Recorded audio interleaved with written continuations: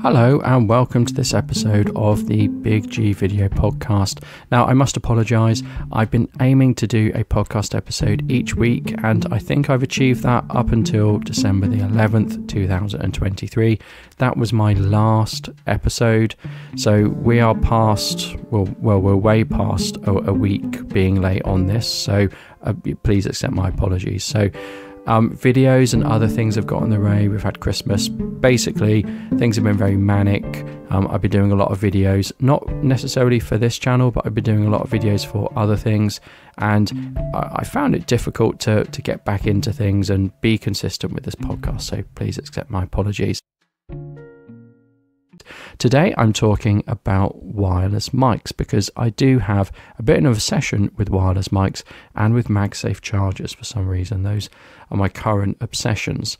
So before we continue, I just want to say that my channel has now started a membership, and that means that members will get priority access to videos, they'll get early access, and there are a few other benefits, but that isn't going to affect the podcast. The podcast won't be tiered towards any membership, so you'll get it at the same time as everyone else.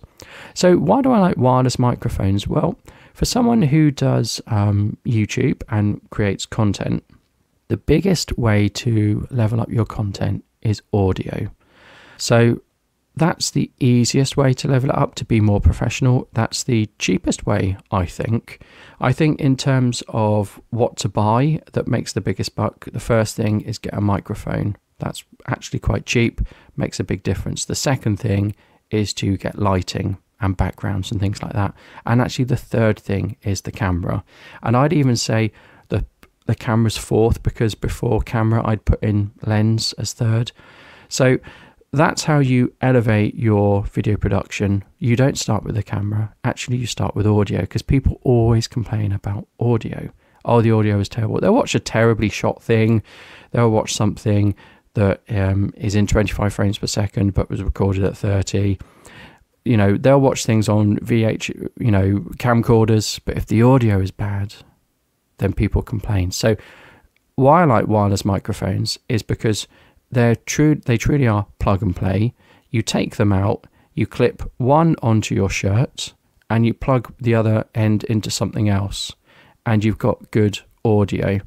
Now, I have been reviewing wireless microphones for some time. I got the original Rode Wireless Go's ages ago, and I just found it so easy to use those over having a cable coming into my camera, because at that point I was using a camera. I wasn't using a phone, I wasn't using an action camera, there was no DJI Pocket, but so it was much better to use the Rode Wireless Go's and have them go into that than have a cable coming across that I could trip over, could get caught. So that's the first thing.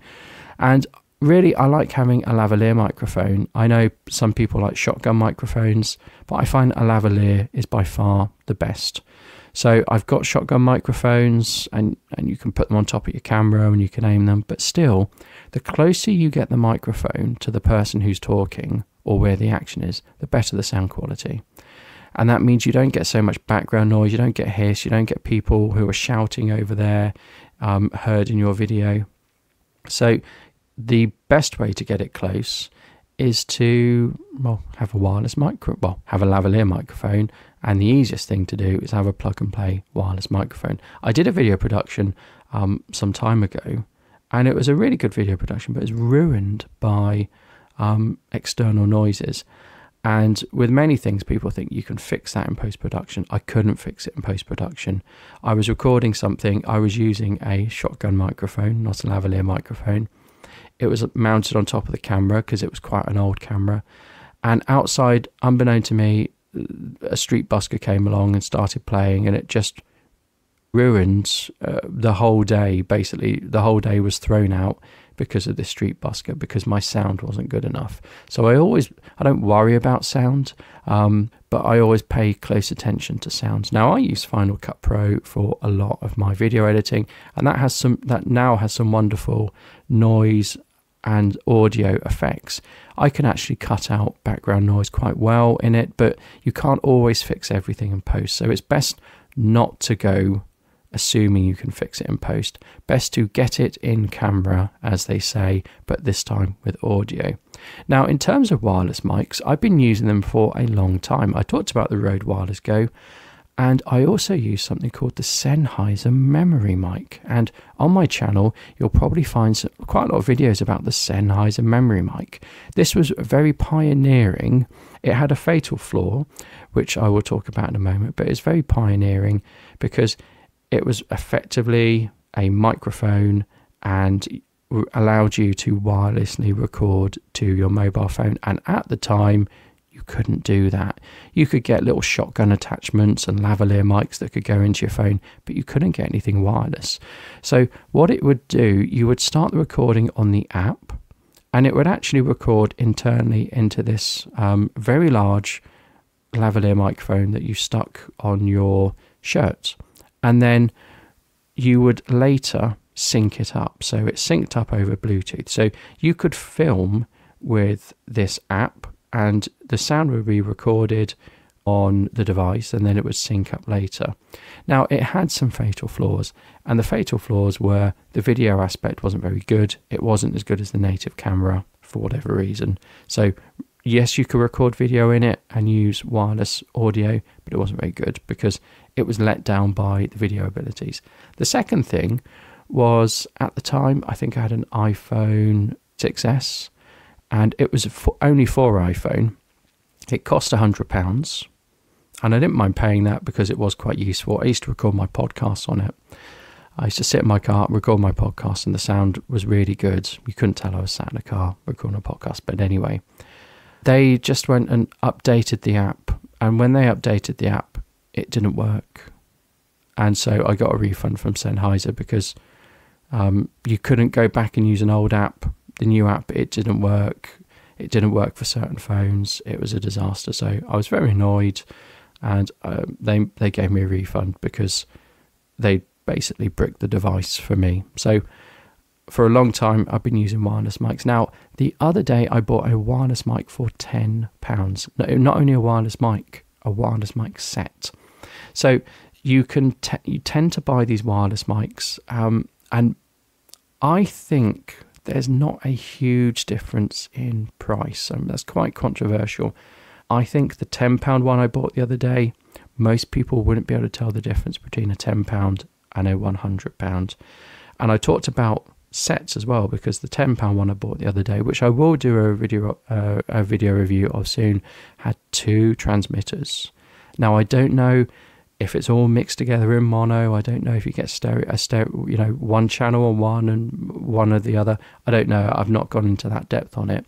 But you get 2 transmitters, 1 receiver, and you get a magnetic charging case. So things fit in magnetically, they pop in and pop out magnetically. You're not going to lose things. It's for it comes with a lightning adapter because it's meant for iPhone, and yeah, £10, you can't go wrong. And I think it has noise cancelling already in. I don't think you can turn it off.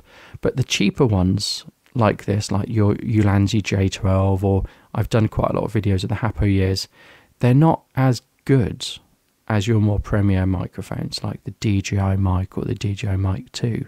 But you can't really tell the difference, in my honest opinion. The DJI has some nice features, like it has internal recording. So if things go awry or there's a problem, you've always got that backup recording to rely on. And obviously in the cheaper wireless mics, that's not going to be there. But listening, you can't really tell a difference. In fact, I think most people would gravitate towards the cheaper mic because it has noise cancelling and it's just that bit clearer. And of course, once you start boosting things in post-production with programs like Final Cut Pro, then that sort of missing element or the lack of depth becomes less apparent because Final Cut Pro has boosted things so that it's more suited for dialogue. So I absolutely love wireless mics. I think they're great, and I think they're the first thing content creators should be getting. And, if I record something with my children, I get the wireless mics out, I get a wireless mic set out. They each have a microphone, they can each be heard, plug it in my phone, and away I go. And you can just hear them so easily. the wireless mic doesn't get in the way. It's not obvious it's there. You can always turn it around and put it inside your jumper or your shirt. They're just brilliant. And we live in a time where content creation is easy. Anyone can do it. All you need really is to spend £10 or £20 to get a wireless mic set to plug into your phone. Anyway, do let me know what you think, and do listen out for my next episodes. Goodbye.